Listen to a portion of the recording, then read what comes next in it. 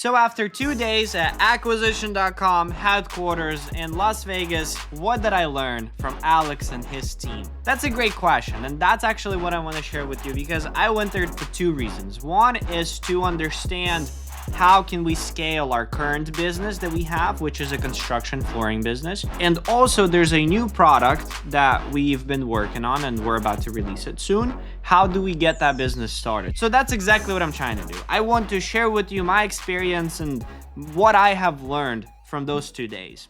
I would like to start with overall what the experience was at the headquarters of acquisition.com. It starts as a regular event, and then you have this notebook in front of you and you're like, okay, cool. So you start scrolling and you're like, what is this? And then they get on the stage and they ask you to fill out your business. And specifically what you're filling out is you're filling out a business scorecard, which is what's the value adders, what's the value subtractors, and then what's the actual value of your business. The reason they do this, at least what I understood, is they need to show you that you have a problem. But what's the better way to do it than for you to actually write down yourself the revenue, EBITDA, and all the value markers yourself, and then you're like, wait, so I don't have a good business structure. I don't have any physical item that I can actually just resell later. And then they come and they're like, well, since you have a problem, and it's not just the problem that we're telling you, it's the problem that you wrote down yourself and you actually see that there's issues with your business. They're like, well, we want to help you actually scale your business. Once you add your columns together,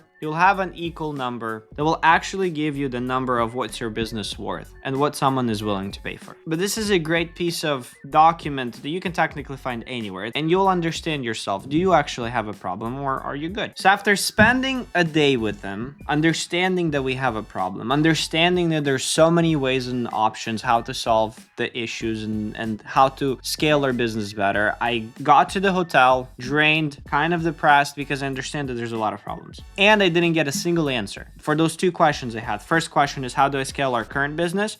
And the second question is, how do I scale the new product and new business that we're trying to start? So second day, you get there and they divide you into groups of people that are about the same revenue size as you. In my group, we had construction people, landscaping people, software companies as well that are just in that size revenue. And we started sharing with our problems. They include one of their C staffs into the group so they can lead for 45 minutes. And we all try to solve one problem. There was about 8 of the group meetings where we were able to get actually a lot of answers. And then Alex came out, spoke for conclusion, gave his final thoughts. We were able to ask him questions, and that's pretty much it. That's the 2 days that you have. The best moment of reflection I had is on the way back. What's the strategic approach that we're going to take to scale our businesses? And now let's dive to the second part. For the current business, I got 3 lessons. First lesson is there's always fires. Focus on the right fire to put out. What I mean by that, you have a business fire or a house fire, and you have a dumpster fire that's next to your building, not connected, meaning you always have problems. It just, some problems are not worth focusing on. The reason why, as they mentioned, they have not found any business that has 0 fires.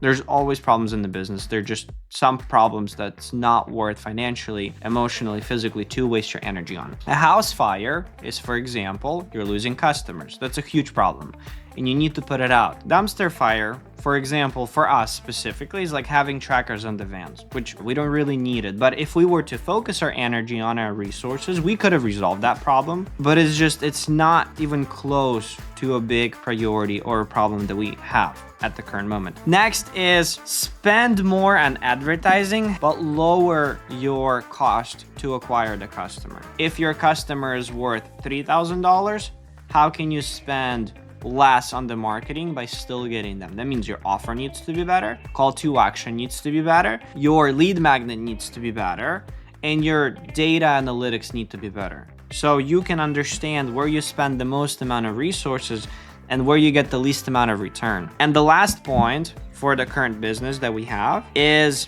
once you find a way how to make money, let's just say it's a good way of making money. You tried a couple sources of revenue and you found one that works good. Focus on it until you reach $1 million of gross profit. Once you achieve $1 million from that source of revenue, only then start focusing on a different source of revenue. For example, in our case, if we're focusing on track homes specifically, then stick to the track homes until you pass $1 million.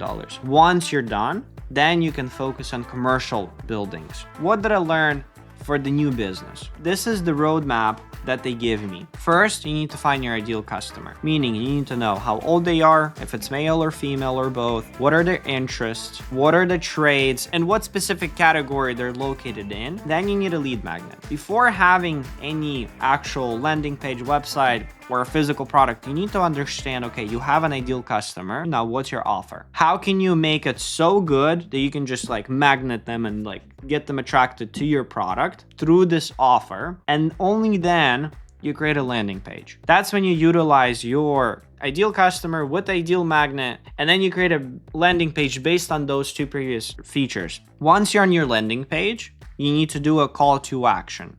Get the project on schedule, depending on what your process is. That's where you actually start collecting money, is here. And that's where people typically stop. But what they told us is very important, crucial: data.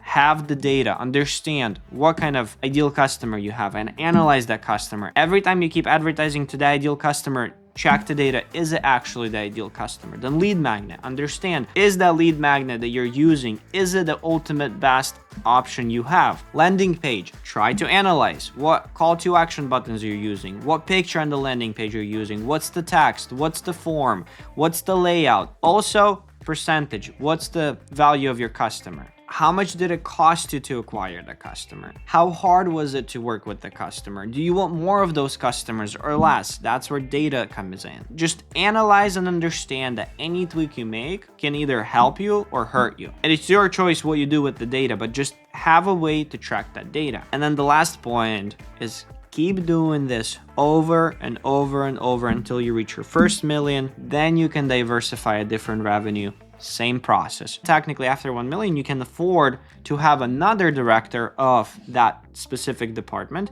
that can now work and analyze that specific cycle of action. Eventually, you just keep growing, which this one goes from 1 million to 2. This one starts from 0 to 1 million, and then you can keep starting them and keep growing all of them at the same time. So that's what we have learned after going to acquisition.com. Check out the next one.